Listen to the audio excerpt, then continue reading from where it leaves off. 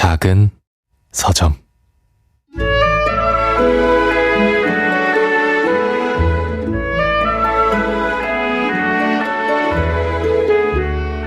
내가 전과자 엘베르토 펠라구티를 처음 만난 것은 15년 전 고등학교 1학년 직업 수업 시간이었다.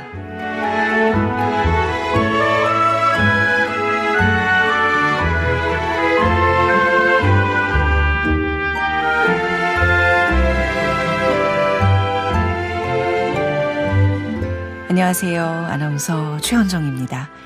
필립 로스의 데뷔작 굿바이 콜럼버스에 실린 단편 노래로 그 사람을 판단할 수 없다. 첫 문장으로 작은 서점 문 열었습니다. 이민자들 사회인 미국의 1950년대 풍경을 그리고 있는데요. 필립 로스를 현대 미국 문학의 거장으로 올려놓은 작품이라고 하죠. 소설에 대한 자세한 이야기는 최민석의 불타는 문학에서 들어보고요. 작은 서점 크루들의 특별한 큐레이션. 오늘 이 책부터 만나보겠습니다.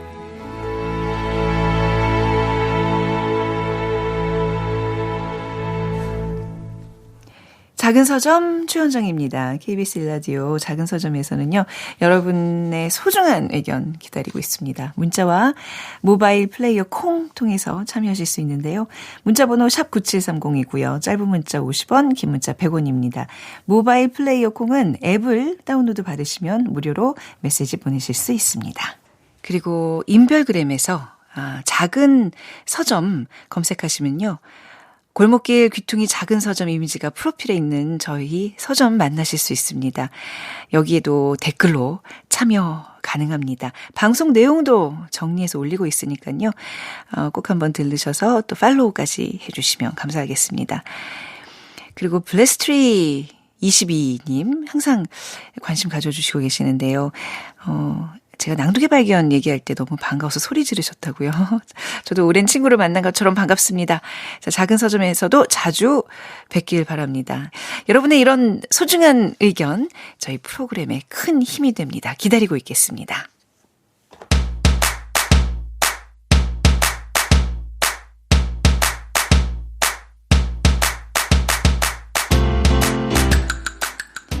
요즘 어떤 책 읽으세요?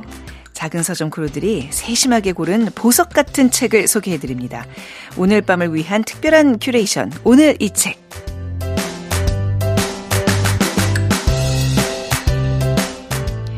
교보문고 온라인 서점에서 책과 독자 사이를 다리처럼 연결해주고 있습니다. 구한회 MD님 모셨습니다. 안녕하세요. 안녕하세요. 구한회 MD입니다. 네, 반갑습니다. 날씨가 점점 더워지면서 이제 본격 여름이 되고 있구나라는 생각을 하는데 이 출판업계 분들에게 제가 알기로는 6월은 굉장히 바쁜 그 어느 때보다도 바쁜 계절? 예, 그렇게 들었어요. 어떤가요? 맞습니다. 굉장히 바쁜 시기인데요. 네. 왜냐하면 저희가 독서의 계절 하면은 가을을 먼저 떠올리잖아요. 네. 근데 실제로는 여름에 책이 많이 팔립니다. 그렇다면서요. 네, 그래서 제 경험으로는 매년 6월에 신간이 많이 나옵니다. 7월 성수기에 팔아야 될 책을 조금 앞서서 한 달 일찍 내는 거죠. 네. 그래서 요즘에는 MD가 마케팅을 진행해야 하는 책도 굉장히 많기 때문에 굉장히 행복하게 바쁜 시기를 보내고 있습니다.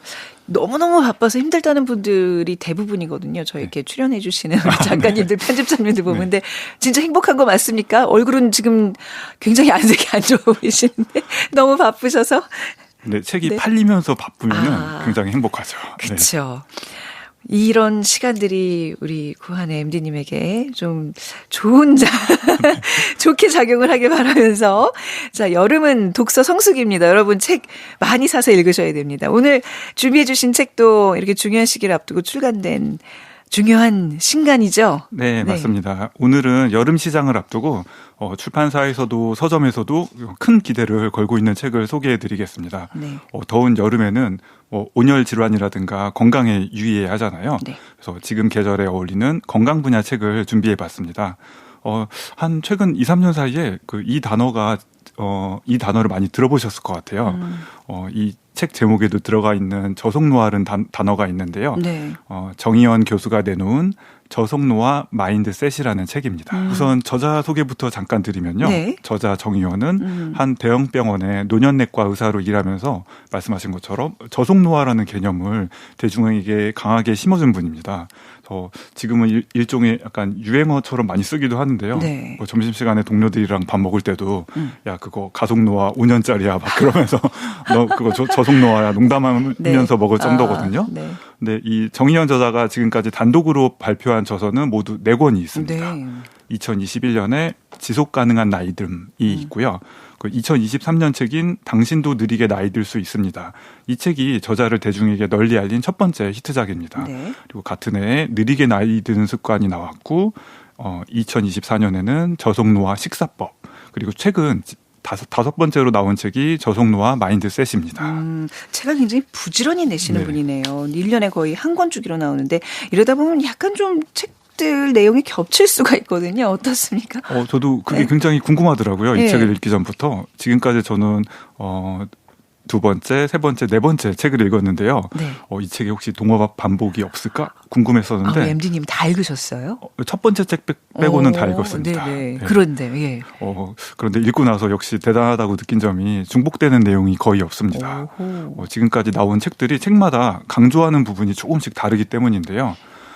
당신도 느리게 나이 들 수 있습니다. 그리고 느리게 나이 드는 습관에서는 저속노화가 무엇인가 개념이랑 실천법을 전반적으로 소개하고 있고요. 저속노화 식사법은 식사와 요리법 위주로 접근을 합니다. 실제 그 레시피가 뒤에 실리기도 했어요. 네. 요리책처럼. 그리고 이번 저속노화 마인드셋은 제목에서 보이듯이 마음가짐을 강조하는 책입니다. 만약 제가 굉장히 훌륭한 건강 비결을 알고 있어도 결국에는 마음이 움직여야지 실천을 할 수 있는 거잖아요. 당연한 얘기죠. 네. 그래서 모든 노력을 이끄는 출발점이 마인드셋인데요.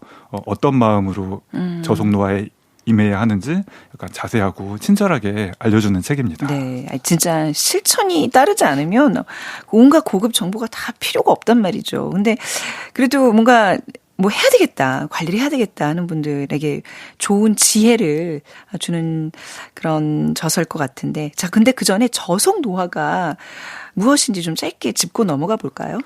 네, 저자는 한마디로 저속노화는 삶의 선순환을 만드는 마인드셋이라고 말합니다. 네.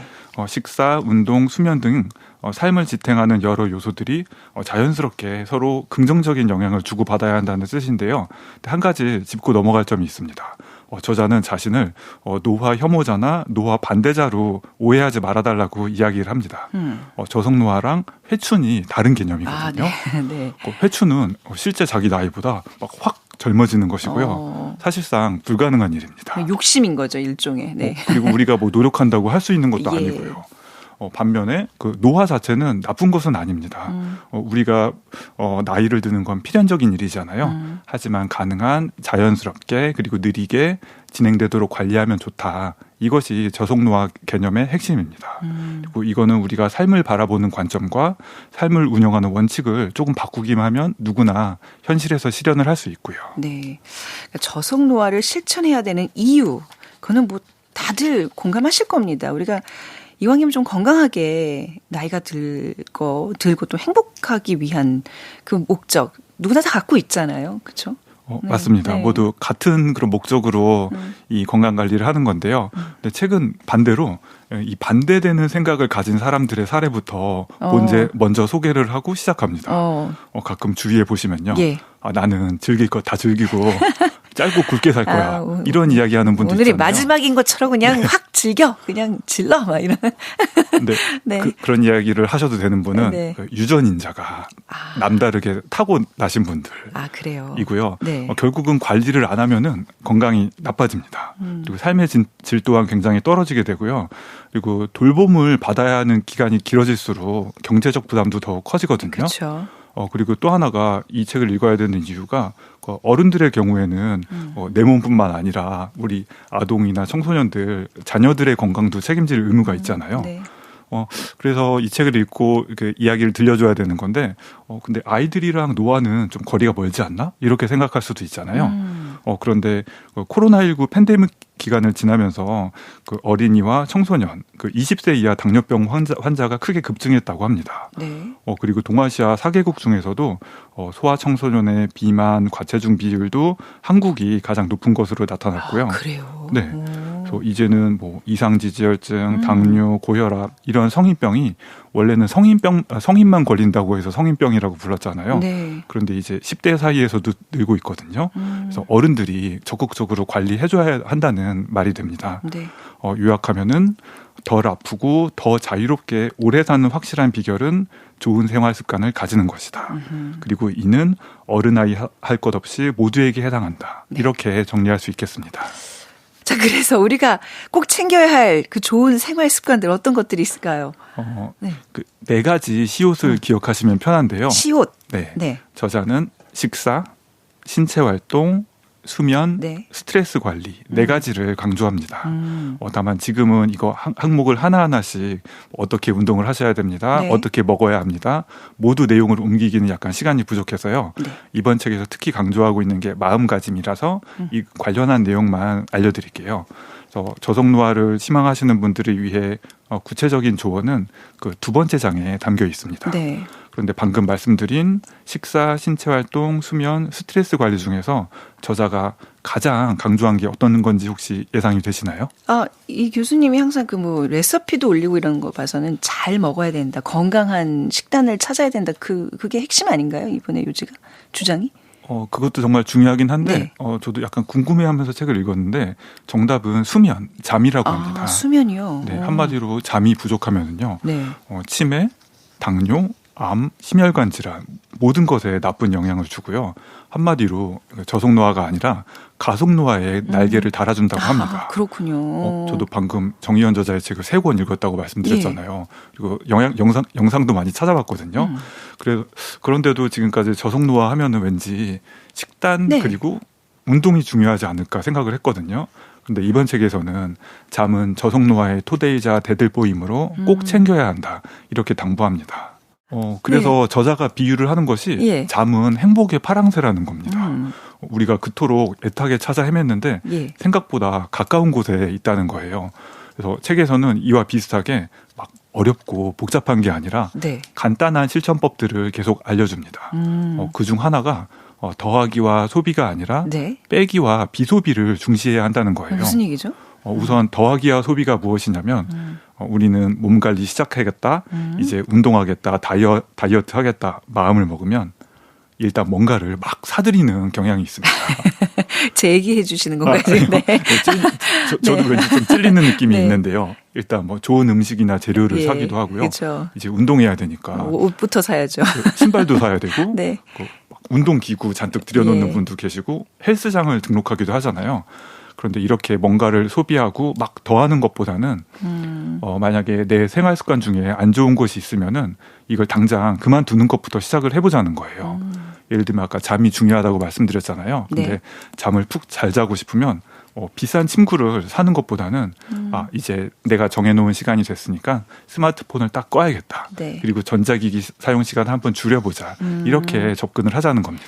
그러니까 뭔가 되게 거창하게 뭘 돈을 들여서 시간을 엄청 내서 하는 게 아니라 그냥 내 일상생활에서 조금 가볍게 시작할 수 있다는 얘기잖아요. 이게 어려운 게 아니라고 말씀을 하시는 것 같네요. 네. 그게 이 책의 예. 큰 장점인 것 같습니다.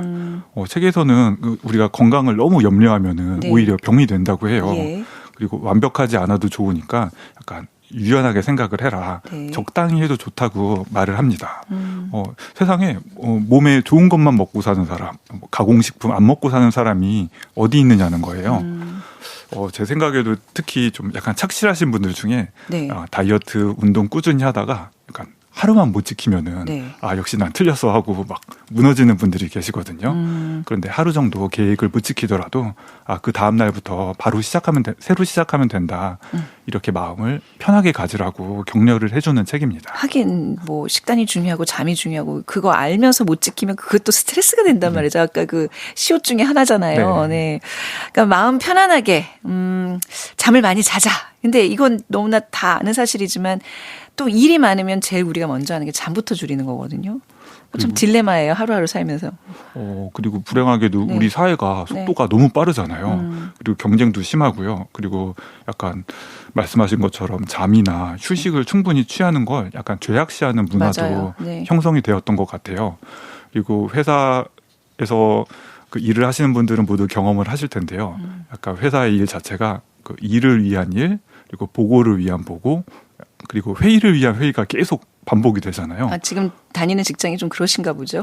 저는 네, 아니라고 공개적으로 말씀을 드립니다. 네. 즐겁게 일하고 계십니다. 네, 즐겁게. 네. 네, 지금 6월 아주 행복한 시기. 네, 행복하고 보람차게 지내고 계십니다. 네.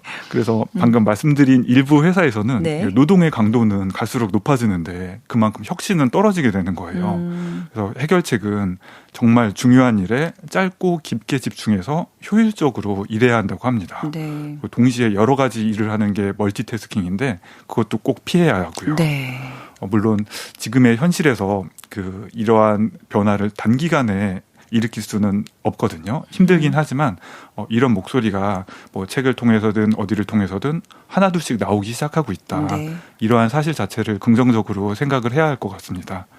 아무쪼록 이 책을 그 사장님들 그리고 네. 임원분들이 많이 읽어보시면 좋겠고요. 네. 그러니까 몰입과 휴식을 적절하게 조절을 해야지 개개인의 건강에도 도움이 되고 네. 기업 전체의 성과도 높아진다고 합니다. 그게 중요한 거예요. 그죠? 혁신 뭐 이런 거 막 따질 게 아니라 그 개개인 사원들의 건강을 이런 식으로 스트레스 관리를 해주면 훨씬 회사의 입장에서도 많은 성과를 얻을 수 있다는 거. 네. 책 쓰신 분 같아요. 지금 거의. 오늘 약간 건강 프로 같은 느낌으로 그러네요. 책을 소개해드렸는데요. 이 저속노화 마인드셋 여기서 가장 좀 인상 깊은 문장을 하나 꼽아주실 수 있을까요? 굉장히 많은 문장이 눈에 들어왔는데 하나만 한번 꼽아봤습니다. 네. 네. 독서는 스트레스 감소에 효과가 있다입니다. 그런 내용이 여기 나와요? 네, 정확히 그 독서를 굉장히 많이 강조를 하는 책이고요. 실제로 2009년에 영국에서 실행한 연구인데요. 네. 스트레스를 굉장히 많이 받은 사람들에게 6분 동안 책을 읽게 했거든요. 네. 그랬더니 스트레스 수준이 무려 68%나 감소했다고 합니다. 6분 만에 이렇게 68%가 감소한다고요, 스트레스가? 네. 그래서 지금 작은 서점을 애청하고 책을 즐겨 읽는 분들은 이미 생활 속에서 저속노화를 실천하고 있었다. 박수. 희망적으로 마무리해보겠습니다. 네, 아주 좋은 문장을 건져 오셨습니다. 독서는 스트레스 감소에 효과가 있다. 독서에 좀 그 시간 할애가 어려우신 분들은 이거 들으면 되겠네요. 네. 진짜 너무 좋은 문장을 소개해 주셨습니다. 자, 정의원 교수의 저속 노화 마인드셋. 관심 있는 분들 한번 읽어보시길 바라고요. 오늘 구한의 MD님께서 이 책 준비하면서 떠오른 노래가 있으시다고요. 이 책에서 계속 강조한 내용이 그 수면, 잠을 잘 자야 된다고 하는 거였잖아요. 예. 수면의 과학이라는 영화가 있는데요. 그중에 If You Ask Me 한번 준비해봤습니다. If You Ask Me. 다행이에요. 갑자기 자장가 한 곡 듣겠습니다. 이럴 줄 알고 깜짝 놀랐는데 이게 장미셸 베르나르의 곡이죠. 수면의 과학 OST입니다. 같이 들으면서 우리 구한의 MD님은 보내드리도록 하겠습니다. 감사합니다. 네, 감사합니다. So Stéphane Mirou, we have a little surprise for you to do. No. A song for her.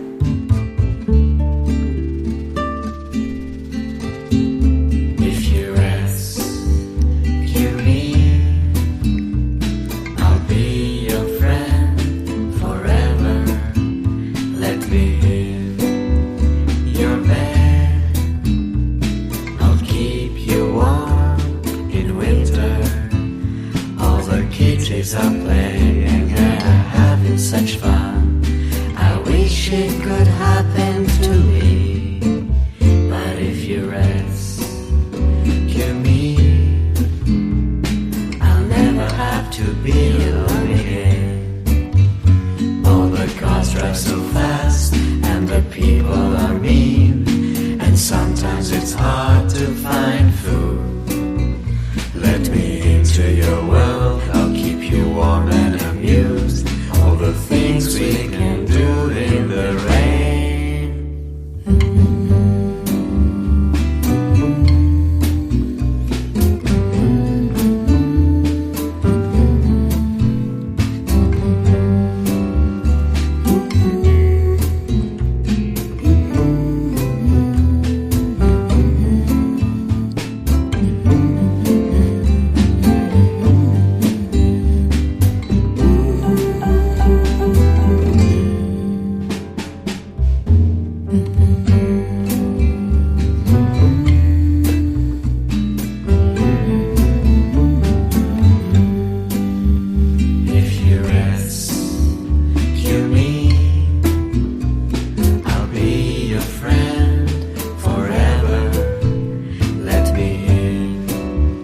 your bed.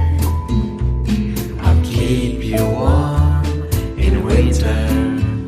Oh, someday I know someone will look into my eyes and say hello. You're my very special kitten. So if you rescue me, I'll never have to be alone again. I'll never have to be alone again. I'll never have to be alone again.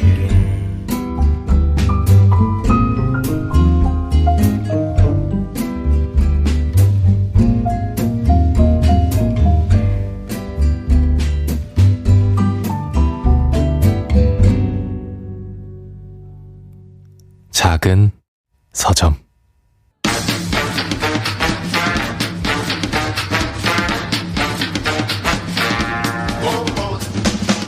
최민석의 불타는 문학.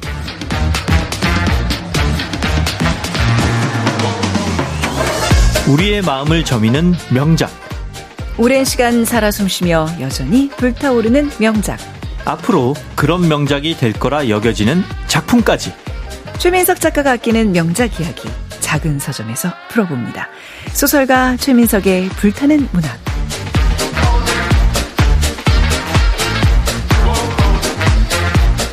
네, 최민석의 불타는 문학 소설가 최민석 작가 나오셨습니다. 안녕하세요. 안녕하십니까. 매주 여기에 나오고 싶어서 내면에 불이 일고 있는 최민석입니다. 진심이에요?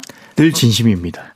주중에 학교 다니다가 이제 지친 표정으로 항상 오세요. 그래서 우리가 저분을 너무 괴롭히는 게 아닌가. 그것도 학업에 열중해 계시는 그것도 오해가 있습니다. 네. 제가 좀 해명을 하자면 예. 저는 지금 지쳐 보이는 게 아니라 예. 늘상 일평생 그래? 늘 지쳐 보였습니다. 그래요? 어릴 때부터 만성 피로에 이미 시달리고 있었어요. 10대 때부터. 아이고. 네. 그럼 늘 톤이 낮고 늘 피곤해 보인다. 그럼 약간 그래도 이 시간 뭐 짧게 한 20분 저희와 함께하는 시간 동안 이렇게 좀 이렇게 좋아지세요 컨디션이? 도파민이 막 나오나요? 제 일상에서 네. 가장 업되고 가장 텐션이 높고 좋아요. 가장 흥분된 네. 시간이 네. 바로 이 시간입니다. 네, 옆구리 쿡쿡 찔러서 받아내는 답입니다. 지금 파이어. 네. 지금 대학 가는 방학이 시작되는 기말고사 기간이죠. 네. 그래서 이렇게 또 힘드시구나. 원래 힘이 없습니다. 원래 힘이 없는데 네. 네. 더 영향을 끼칠 수는 있지만 저는 네. 뭐 그렇게 학점에 신경을 쓰는 사람이 아니라서. 그래도 네. 매번 말씀드리지만 이 만학도로서 정말 포기하지 말고 정말 젊은 친구들에게 보여주세요. 이렇게 열심히 공부하는 모습 모범이 됩니다. 자, 오늘 어떤 책 갖고 오셨나요? 오늘은 필립 로스의 노래로 그 사람을 판단할 수는 없다라는 네. 단편 소설을 준비해 왔습니다. 이 단편 소설은 이제 굿바이 콜럼버스에 수록된 그렇습니다. 예, 단편입니다. 네. 필립 로스 이게 어마어마한 작가라면서요. 그렇죠. 네. 사실 미국 현대문학의 거장으로 네. 일컬어지는 작가고요. 1959년에 유대인 풍속을 묘사한 단편집 안녕 콜럼버스로 데뷔를 했고요. 요게 이제 오늘 네. 소개하는 작품 실린 책인 거죠. 그리고 이 작품으로 이듬해에 전미 도서상을 수상하면서 유명해졌습니다. 네. 네. 뭐 상을 많이 받았어요. 네. 퓰리처상 그리고 백악관에서 수여하는 문화예술훈장 그리고 미국 문학예술 아카데미에서 수여하는 최고 권위의 상인 골드메달을 받았고요. 네. 뭐 전미 도서상, 전미 비평가 협회상을 각각 2번씩 받았고요. 펜 포크너상은 3번이나 받았다고 합니다. 이분이 찾아보니까 1933년생이시던데 이 정도의 어떤 스펙과 유명세로 따지면 그 노벨문학상 정도는 한번 받았어야 되는데 생전에 이걸 못 받고 돌아가셨어요. 이거 굉장히 한이 맺혔을 것 같은데. 그래서 예. 그게 사실은 엄청난 이슈였어요. 도박사들이 매해 리스트를 짜서 막 점치잖아요. 그렇죠, 하죠. 네. 매년마다 늘 그 필립 로스의 수상 확률을 점친 거예요. 그런데 늘 후보로 거론되면서 정작 이제 상을 못 받아서 독자들 사이에서 뭐 고통받는다. 네. 이런 마치 옛날에 그 레오나르도 디카프리오가 네. 아카데미 나무주연상 못 받는다고 이제 희화하듯이 그런 언급이 되게 많았어요. 근데 그걸 의식을 했는지 네네. 2012년에는 본인이 스스로 절필을 선언합니다. 이게 이제 나 이제 은퇴했으니까 네, 이제. 인터뷰로 나 괴롭히지 말고 노벨상 후보로 뭐 올리건 말건 네. 난 이제 신경 안 쓰겠다. 이런 거를 공식적으로 사회에 이제 시그널을 준 거죠. 그럼에도 불구하고 매년마다 그 도박사들이 필립 노스를 언급하면서 괴롭혔거든요. 네. 아무튼 이렇게 지내다가 결국은 2018년 5월에 뉴욕의 한 병원에서 울혈성 심부전으로 세상을 떠났습니다. 네. 네. 나는 괜찮다. 난 정말 순수 창작만을 위해서 그게 나의 기쁨이다라고 생각하는데 아이고 이번에 노벨상 한번 받으셔야죠. 아이고 정말 왜 안 주실까. 이런 얘기를 자꾸 듣다 보면 굉장히 내가 내 스스로 어떤 자존감이 굉장히 상하게 되거든요. 이런 작가들이 몇 명 있어요. 네. 해밍웨이도 네. 나중에 아주 유명해지고 나중에 이제 받았고 네. 그러니까 지금 이제 뭐 예컨대 밀란 쿤데라라든지 네. 무라카미 하루키라든지 이런 작가들을 매년 언급을 하잖아요. 그렇죠. 그 필립 노스가 이런 거의 원조였던 거죠. 네. 얼마나 힘드셨을까. 아무튼 2018년에 또 이제 자꾸 하시고 하지만 그의 이름은 영원히 남죠. 네, 오늘 또 당연하죠. 작품도 영원히 남고요. 필립 로스라고 하면서 어마어마한 작가라고 이제 소개를 해드렸습니다. 요 이제 이 소설의 줄거리가 노래로 그 사람을 판단할 수 없다. 줄거리가 이제 1950년대 얘기인데요. 어떤 내용인지 또 한번 들어볼까요? 네. 네. 주인공은 나입니다. 내가 전과자인 알비 펠라구티를 알게 된 것은 15년 전인 고등학교 1학년 직업 시간이었습니다. 네. 이 알비는 시칠리아 출신의 이민자였고요. 1학년만 3번째 반복하는 친구였습니다. 계속 이제 여러 번, 2번은 위에 꿇었다 그러잖아요. 그렇죠. 네네요. 느낌이 오죠. 네. 역시 우리의 느낌대로 알비는 소년원을 다녀왔고 거기서 야구팀 선수를 한 덩치 큰 녀석이었습니다. 야구팀 선수를 했다고 소년원에서. 네. 네. 딱 생각만 해도 뭔가 힘 있고 그렇죠. 통솔력 있고 좀 안 좋은 쪽으로 그런 친구인 것 같죠. 네. 이 녀석이 직업 시간에 적성 검사 때 갑자기 나한테 야 정답이 뭐야? 이렇게 윽박지릅니다. 적성 검사는 정답이 없는 거잖아요. 그렇죠. 네. 그래서 내가 아니 적성 검사에 정답이 어디 있어? 네. 그런 게 있을 리가 없잖아. 이렇게 대답을 했지만 녀석이 하도 윽박질러대서 결국은 내 답을 알려줬습니다. 네. 그리고 그 결과 우리는 둘 다 적성이 똑같이 변호사로 나왔습니다. 소년원을 다녀온 친구인데 그걸 무시하는 건 아니지만 네. 조금 아이러니하죠. 네. 그래서 이 사건을 계기로 네. 우리 둘은 친구가 됐습니다. 체육 시간에 나는 이제 알비를 한 학기를 같이 할 내 야구팀 선수로 뽑아줬는데 네. 놀랍게도 알비는 엄청나게 못했습니다.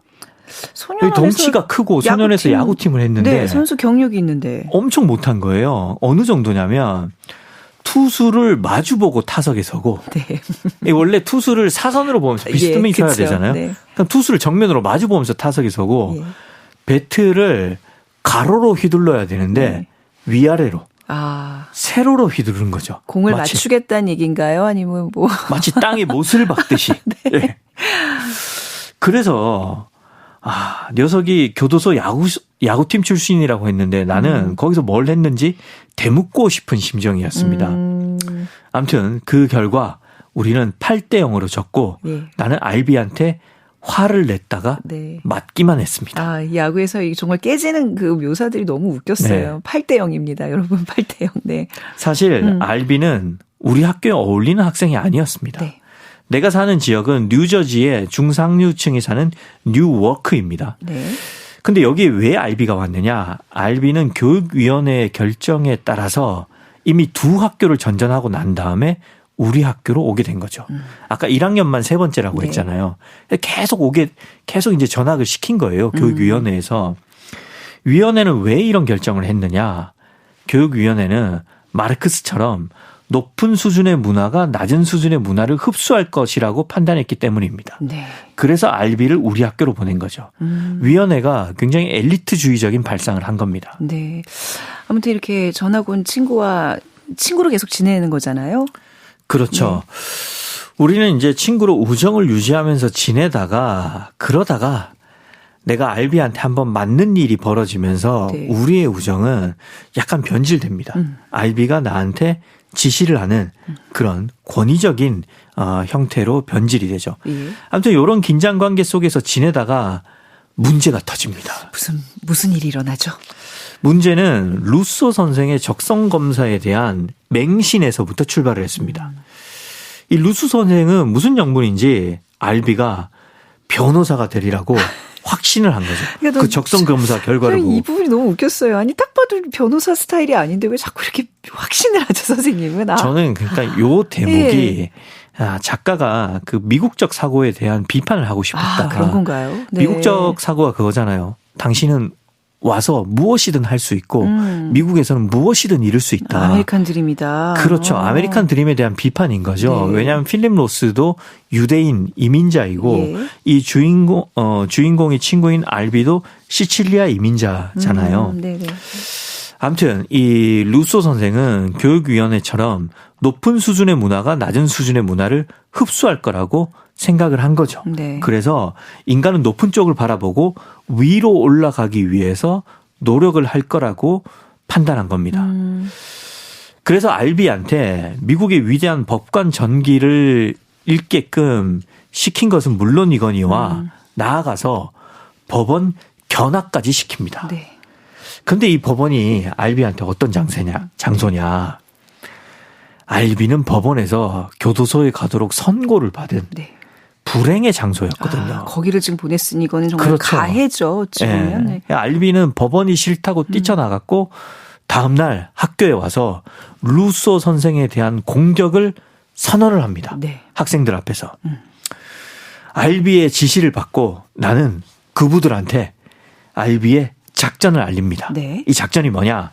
루소 선생이 칠판에 판서를 하기 위해서 등을 돌리잖아요. 네. 그러면 학생 전부가 책상 밑으로 등을 숙여서 구두꾼을 묶는 겁니다. 우리가 보통 만우절 때 보통 학교에서 네. 가끔 하는 건데. 그렇죠. 책상 밑으로 들어가는 거죠. 네. 네.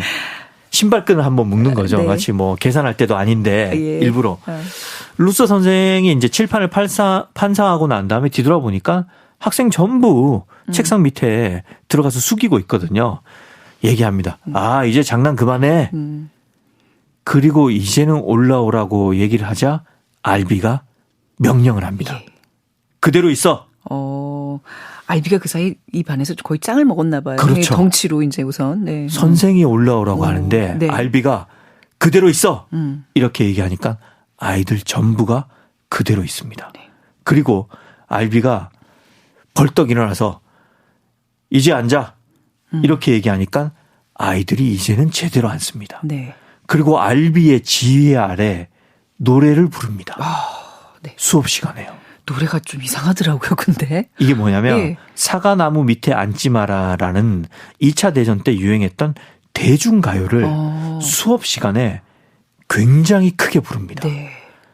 이 광경을 보고 루소 선생은 충격을 받아서 의자에 걸터 앉습니다. 그러고 생각을 하죠. 이 사람은 알카포네가 아니라 가리발디였다. 네. 알카포네는 다들 아실 거예요. 이탈리아 출신의 마피아인 거죠. 네. 그러니까 문제 학생이니까 알카포네인가 생각을 했는데 학생들을 통솔하는 걸 보고 이탈리아의 독립운동가인 가리발디다. 네. 이렇게 생각을 한 거죠.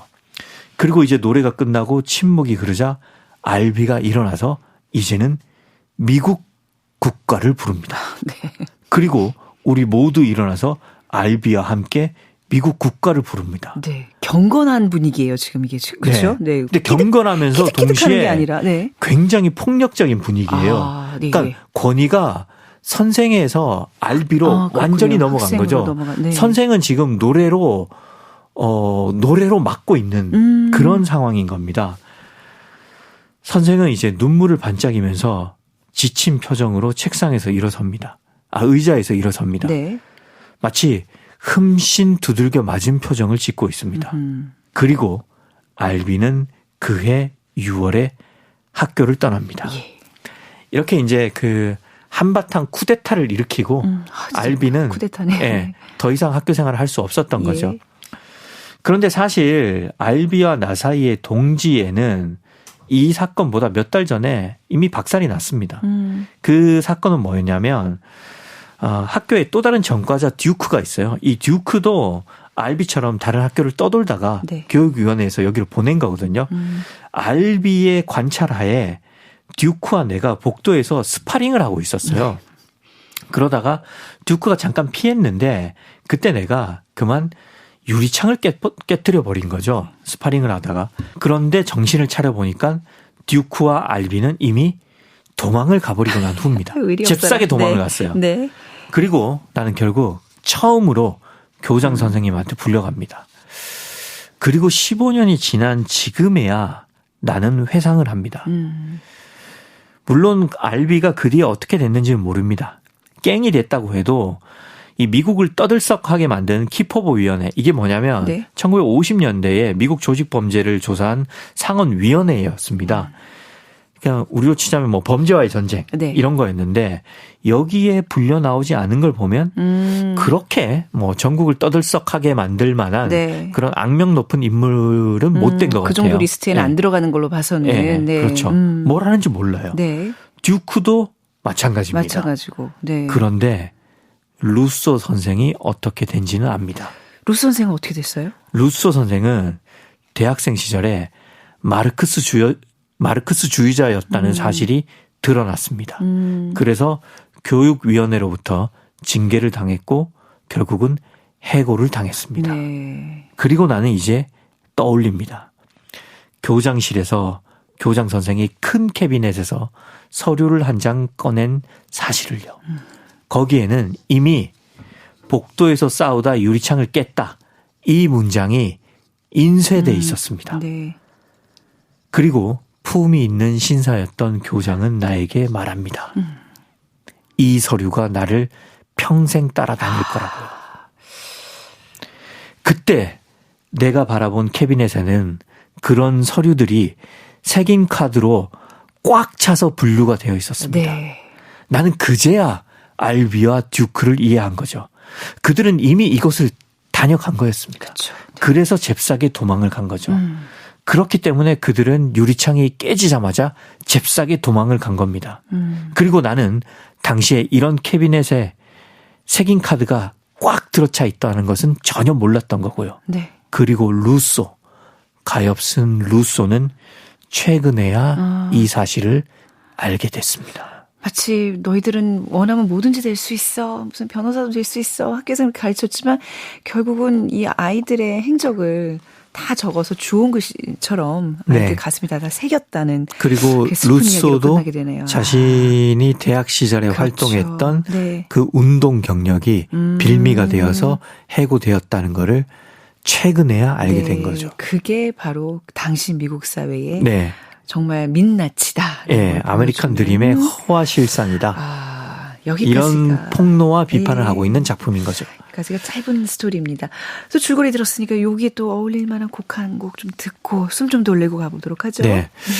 그 루소를 비롯한 그 교육위원회가 알비를 바꿀 수 있다고 생각을 하잖아요. 네. 그래서 뭐 높은 문화가 낮은 문화를 흡수할 수 있을 거다. 그럼 결국 사람을 바꿀 수 있을 거라고 네. 말하잖아요. 그게 결국 실패했죠. 아무튼 거기에 착안해서 데이비드 보이의 Changes 골라왔습니다. 네, 정말 직관적이고 좋네요. 네, 들어볼까요?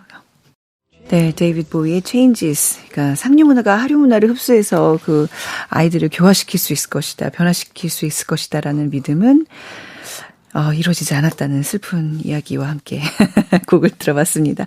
이 작품 굉장히 짧아요. 그렇죠? 네. 단편 중에서 굉장히 짧은데 그냥 혼자 읽었을 때는 그냥 스토리 위주로 읽어서 이 이면에 그 행간들의 어떤 의미들을 몰랐는데 지금 우리 작가님 말씀과 해설과 같이 들어보니까 굉장히 깊이 있는 이야기가 담긴 작품이네요. 원래 이제 단편 소설이 짧으면 네. 오히려 그 깊이가 더 깊은 소설들이 많거든요. 네네. 대표적으로 꼽을 수 있는 작품이 저는 이 작품이라고 생각을 하고요. 예. 기본적으로 이 작품은 미국에 관한 소설이라고 생각을 해요. 왜냐하면 필립 로스가 대부분 그 미국에 대한 이야기를 썼거든요. 네. 흔히 말하는 그 미국 3부작이라고 있습니다. 미국의 목가, 휴먼 스테인, 나는 공산주의자와 결혼했다. 요게 이제 미국 3부작이거든요. 그래서 필립 노스는 미국 이야기를 쓰는 미국 소설가다. 늘 이렇게 미국 사회를 다루고요. 구체적으로 보자면 이 주인공인 나는 중산층 백인입니다. 그리고 알비는 이탈리아의 하층 이민자인 거죠. 이탈리아 출신의. 그래서 이 둘 사이의 갈등과 화해뿐만 아니라 아울러서 이민자와 중산층까지 감시하고 통제하는 백인 상류층의 모습까지 보여주고 있는 거죠. 네. 1차적으로는 루소 선생이 감시자이자 교화자였는데 그 위에 교장 선생이 또 있었던 거죠. 그러니까 이 소설은 이 모든 것을 다루고 있는 굉장히 다층적인 소설이다. 네. 이렇게 볼 수 있는 거죠. 여기서 왜 느닷없이 야구가 나왔을까 생각해 보니까 야구가 가장 미국적인 그렇죠. 스포츠잖아요. 그래서 네. 일부러 장치로 넣었군요. 그렇죠. 야구는 미국에서 창안한 스포츠고 만약에 이게 영국 소설이었다면 예. 풋볼이 나올 네. 수 있었겠죠. 네. 크로켓이 나오든지 한국 소설이면 태권도가 나왔을 씨름이 나오든지. 네. 그래서 아무튼 예. 그래서 이 알비가 이민자인데 야구를 못하는 걸로 그려지죠. 그렇죠. 네. 그게 막 우스꽝스럽게 예. 얘기가 되잖아요. 사실 그럴 수밖에 없는 예. 환경인데. 그런 알비가 나중에 수업 시간에 쿠데타를 일으키고 네. 그러고 미국 국가를 부릅니다. 아, 그것도 참 상징적인 그렇죠. 의미가 있군요. 네. 그러니까 가장 미국적인 방식으로 미국의 권위에 도전을 하는 거죠. 네. 미국 국가를 부르는 게 쿠데타였던 거잖아요. 예. 그러니까 너희가 우리에게 심어주는 이 미국, 이것이 과연 정당한 것인가? 이것이 공격에 너희가 우리한테 불어 넣어주는 그 아메리칸 드림, 이것이 너희를 갉아먹고 있는 게 아닌가? 이런 질문을 던지는 장면인 거죠. 네. 물론 알비가 그것을 의도했는지 안 했는지를 모르겠지만 작가는 그런 보관을 좀 한 것 같다는 생각을 독자로서 했고요. 그리고 이 루소라는 이름에서도 알 수 있듯이 네. 루소는 프랑스계죠. 아, 그렇군요. 그렇죠. 네. 근데 심지어 우리 루소 하면 떠오르는 사람이 있잖아요. 네, 장자크 루소죠. 계몽주의 철학가죠. 네. 장자크 루소의 계몽주의 철학은 장자크 루소는 이성의 힘을 믿거든요. 계몽주의잖아요. 그래서 교육위원회의 그 발상. 아하. 높은 문화가 낮은 문화를 흡수한다. 예, 근데 그게 이제 실패한 거죠. 예. 그런 것도 상징하는 거고, 이 정리를 좀 하자면, 미국의 상류층들은 유럽의 이주 백인들이고, 네. 유럽계. 그러니까 나와 루소. 그 알비는 피부가 짙은 라틴 계통이에요. 네. 이탈리아에도 백인들이 있지만 이 밑으로 내려가면 피부가 그 옛날 중동 지역이랑 섞여서 피부가 좀 짙은 라틴 계열이 있거든요. 알비는 그런 친구입니다. 그러니까 백인 주류층은 다양한 피부, 다양한 문화를 가진 이들을 자신들의 주류 문화에 편입시킬 수 있을 거라고 생각을 한 거죠. 여기에 아까 마르크스가 말한 높은 수준의 문화가 낮은 수준의 문화를 흡수할 수 있다는 엘리트주의가 작용을 한 거고요. 그러니까 이게 실패한 것을 이 소설을 통해서 비판을 한 거고 네. 사실 이 소설을 유대인들이 달갑게 여기지 않았어요. 왜냐하면 유대인들은 자기들이 이제 신에게 택함을 받은 민족이라는 선민 의식이 있잖아요. 네. 그런데 미국에서는 소수 민족이자 이방인입니다. 동시에 홀로코스트의 그 아픈 역사도 갖고 있고, 그러니까 굉장히 복잡한 존재예요. 예. 그래서 유대인들은 살아남기 위해서 미국 사회에 편입하기 위해서 어쩔 수 없이 미국의 주류 문화에 어느 정도 복무를 해야 돼요. 그러면서 자기들이 갖고 있는 그 선민의식과 우월의식을 지키면서 고유의 문화도 지켜야 되고요. 네. 굉장히 복잡한 존재들인데 그런데 이 유대인들이 주류 사회에서 편입하기 위해서 하는 노력, 그것이 알비가 했던 노력 혹은 그 루소가 생각했던 그 단편적인 노력과 뭐가 다르냐라는 식으로 필립 노스가 비판을 했기 때문에 필립 노스가 네. 유대인이거든요. 네, 네. 그래서 필립 노스는 사실 자기 비판을 한 거예요. 자아성찰적으로 썼는데 그것을 받아들이지 못한 주변의 유대인들에게서 꽤 비판을 받은, 아마 이제 찔렸기 때문에 네. 그런 거겠죠. 그런 작품이라고도 볼 수 있습니다. 그러니까 지금 이 노래로 사람을 판단할 수 없다. 맞나요? 이 제목이 네. 그 작품이 실린 굿바이 콜럼버스의 미국에 대한 서평을 보니까 그 유대인 정체성에 대한 고민이 많이 담긴 책이라 그러더라고요. 굉장히 많죠. 예, 그러니까 이제 유대인으로서 어떤 종교나 또 전통을 지키는 일, 또 뭐 사랑 이런 거에 대한 그 본인이 살아오면서 겪었던 많은 것을 좀 담아내고 있는데 거기 이제 첫 번째 작품이 굿바이 콜럼버스인데 거기서도 유색 인종의 어떤 남자아이가 또 어떤 백인 여자를 좋아하고 뭐 이런 내용이 나오거든요. 그러니까 그런 거에 대한 고민이 기본적으로 많은 작가의 작품입니다. 그러니까 그 모든 것이 굉장히 미국적인 고민인 거죠. 그렇죠. 네. 그러니까 지금 아까 말씀하신 것처럼 굉장히 그 작품의 의미가 다층적이라고 해야 될까요? 네. 네. 게다가 이제 아까 루소가 마르크스주의자였다고 밝혀지면서 이 소설은 이념 갈등까지 다루고 있는 거죠.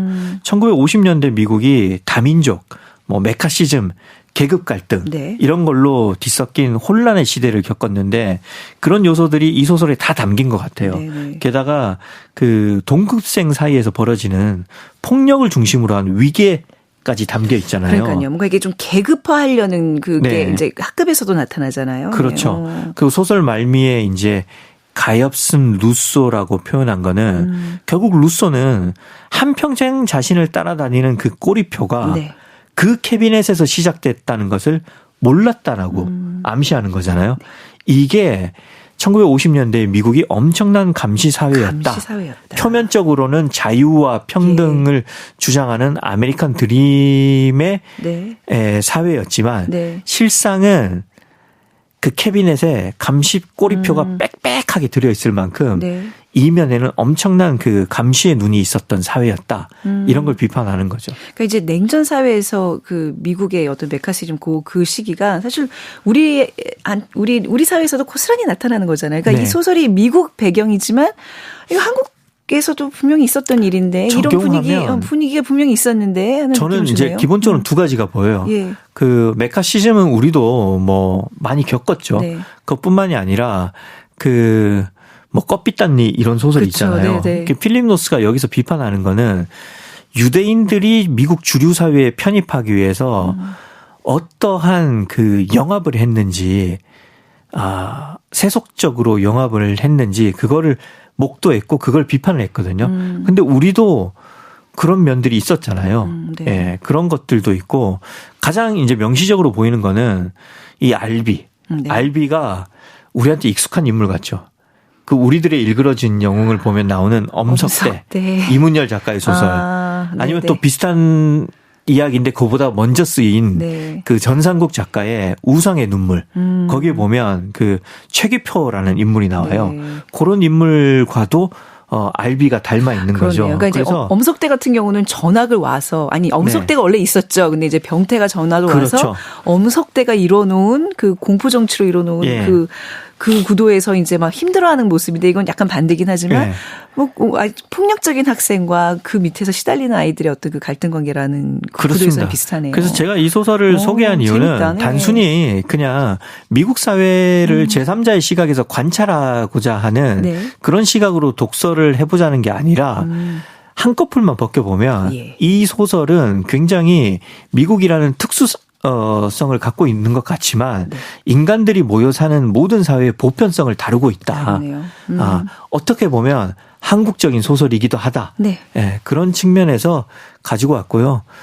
단편이라 짧아서 읽기 좋아서 여러분 시간 나시면 한번 보시라고 추천해 드렸습니다. 아니 그 필립 로스의 이 책에 거의 끄트머리에 있는 그 한 편이더라고요. 굿바이 콜럼버스부터 쫙 시작을 하면 더 좋았을 텐데 왜 중간을 뚝 떨어뜨려 놨는지 좀 궁금했거든요. 근데 지금도 얘기 들어보니까 굉장히 그 해석에 있어서 의미가 있는 책이네요. 그때 제가 책을 두루룩 넘기다가 그냥 요 책이 보였어요. 참고로 제목 얘기를 말씀을 안 드렸는데 그 미국에 이걸 뭐 속담이라고 해야 되나요? 금언이라고 해야 되나요? 그런 표현이 있잖아요. 책은 그 표지로 판단할 수 없다. 그거를 이제 표지를 그냥 노래로 바꾸고 책을 사람으로 바꾼 거예요. 그래서 사람은 노래로 판단할 수 없다. 그 노래라는 건 알비가 부른 노래겠죠. 거기에 대한 패러디인 거죠. 그러니까 이면과 실상이 다른 인물, 이면과 실상이 다른 사회 그런 것에 대해서 통합적으로 이야기하는 작품인 것 같습니다. 알겠습니다. 자, 필립 로스의 데뷔작 굿바이 콜럼버스에 실린 단편 노래로 그 사람을 판단할 수 없다 함께 했습니다. 자, 궁금하신 분들은 꼭 책 한 권 처음부터 끝까지 다 읽어보시면 좋을 것 같습니다. 최민석의 불타는 문학, 불문학 또 다음 주에 뵙겠습니다. 오늘 감사합니다. 고맙습니다. 네, 그리고 작은 서점 오늘 문 닫겠습니다. 지금까지 최현정이었습니다.